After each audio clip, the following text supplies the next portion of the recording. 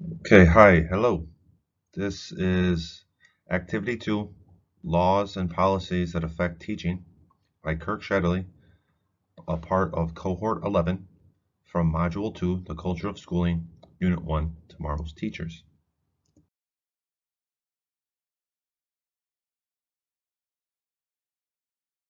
Of the Every Student Succeeds Act, or ESSA for short. Then I will discuss the historical significance of ESSA and give you a timeline of the growth that led to this point. I will in turn give you a current perspective of ESSA and how it is affecting our lives now. Thirdly, I will use a Venn diagram to help visualize in a graphic representation the strengths and weaknesses of this act. And then, lastly, I will reflect upon how the law or the policy affects schools in general, teaching and learning in particular. Description of Every Student Succeeds Act. ESSA was signed by President Obama on December 10th of 2015.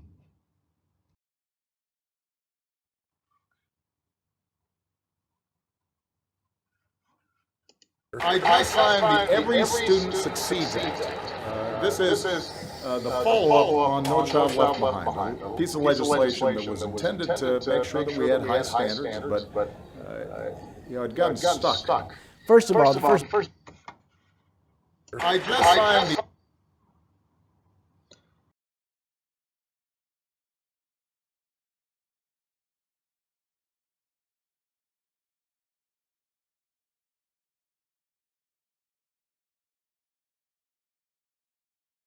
And some highlights of ESSA are as follows. There's equity, meaning equal opportunity for everyone. You cannot be discriminated against your race or your gender. This is followed upon and developed from an act from the Impact Aid and also from Lyndon B. Johnson, his law. And there's statewide assessments.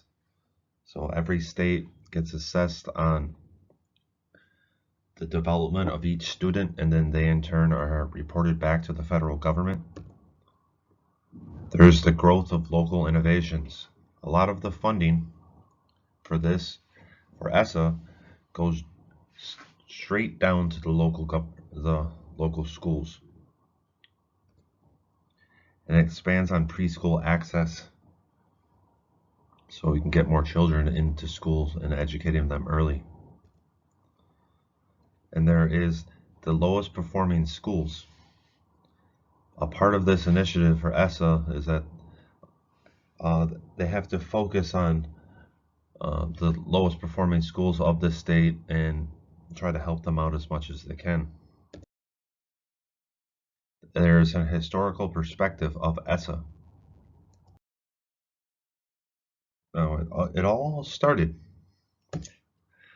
in 1867. The Department of Education was created in the United States of America. This comes with the first Morrill Act, getting the land grant colleges.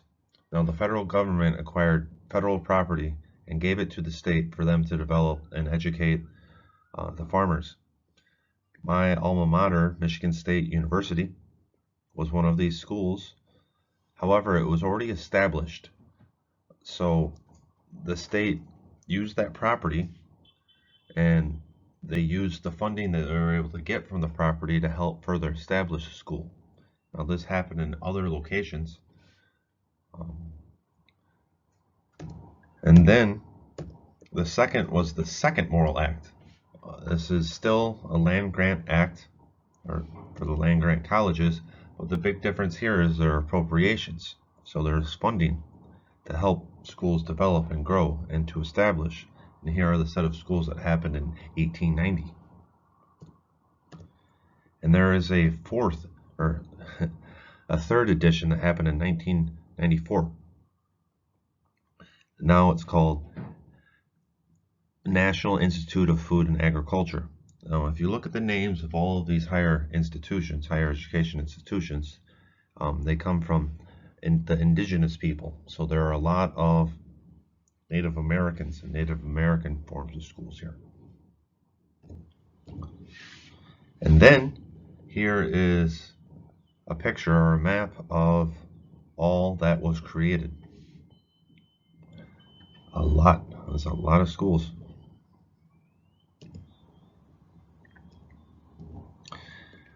And then third thing to happen was the Smith-Hughes Act. Now this, separated from the first and second, is that it starts for the first time to go down to high school. This comes from vocational education, so a hands-on approach for high schoolers that wanted to become farmers. And they were able to develop then in high school if they wanted to. This happened during the tail end of World War I. Fourth is called the Linham Act of 1941. Now this was happening when World War II was happening. So when the men joined the military for the defense of the United States, all or most of the women entered the workforce because someone had to be making something. So when the women are in the workforce, who are taking care of the kids? This, from the very first time in federal legislation, the federal government established publicly funded daycares so they could help with the care of the children while the females or while the wives were at work. Then it comes down to the GI Bill. The GI Bill is when World War II ended. A lot of the military men, if they wanted a higher education degree, they could get it. Sixth is the Impact Aid program. This is essentially the very start of what would turn into be ESSA. The Impact Aid Act happened because the statewide and the local governments lost federal property tax. There were no funding for it, so the federal government gave them funds. Then we have the National Defense Education Act. This is in 1958. Now this happened in response to Sputnik being launched into space and orbiting the Earth. There's a lot of fear and hysteria in America, so Americans try to have a response to it. So there are a lot of funding for more math and more science in the schools. I put this in here because this was a federal legislation before ESSA, but also because this is the very first time when student loans and student aid, you could apply for that to go to school. Now comes the Civil Rights Movement. Title VI, the Civil Rights Act. Schools could no longer discriminate against the color of your skin. And then we go to 9, ESSA. This was a law signed in by Lyndon B. Johnson in his War on Poverty. This focused on primary and secondary forms of education so they could get funding, so they could develop their schools. Number 10, we turn to No Child Left Behind. No Child Left Behind was a bill signed by George Bush, and it was a complete disaster. The federal government got into the noses of educators, and they decided what they thought would be best for the development of America. So they focused on 3 things: science, math, and reading. And there are a bunch of standardized tests. So there's already they weren't interested in those 3 subjects nonetheless, and then the standardized test, and it didn't work very well. current perspective of ESSA. So, generally speaking, everyone sees it as an improvement. It is a good law, but it really depends on how it's implemented by Washington, the states, and the communities in the forthcoming years. A big key aspect and what we should focus on is Title 6A. This is the Student Support Academic Enrichment, or SSAE for short. A part of ESSA, you have to be it has to focus on a well-rounded education. So what does well-rounded mean? The students have to focus, and the teachers have to focus on reading, writing, science, math, engineering, and language is a part of the program too, and then etc. Go on to other topics. The schools have to report on school condition and health. And lastly, the state education agencies and the local education agencies have to report. Now, a lot of the funding, about 95% of the funding, gets down to the state and local levels, which is a very good thing. Strengths and weaknesses, the good and the bad. A big strength of ESSA is that it's now local, where it should be, in the hands of the educators. There is a non-academic measure.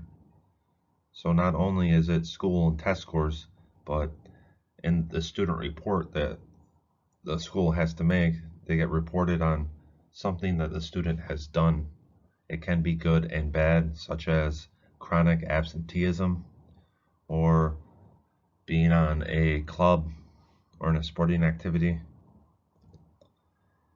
And again, the funding goes to the lowest performing schools, or some of the funding every year, so there's a complete approach. A big weakness that I found was there's still standardized tests. However, they are reduced, so that's a good thing. And thing I found for both is that these tests can, alternative ways of assessing can be used. That comes down to the local school and what they see. Reflection on ESSA, general teaching and learning. General, the overall is a positive view. There are state set standards that all local schools must follow and try to obtain. And it tries to fix the bottom 5% of the schools by getting more highly qualified teachers there at these schools. For teaching, it's better because you have to prepare, you can train, and it reduces teacher turnover. They have to, in turn, go in with recruiting. They get to recruit teachers, principals, and school leaders. The learning is better. So how? It's more personalized. Every student learns at a different pace, and it has to be very focused upon that.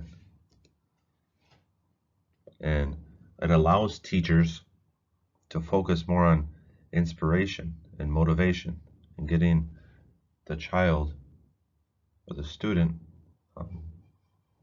internalizing it and focusing it and getting them down to be lifelong learners. Thank you. Goodbye.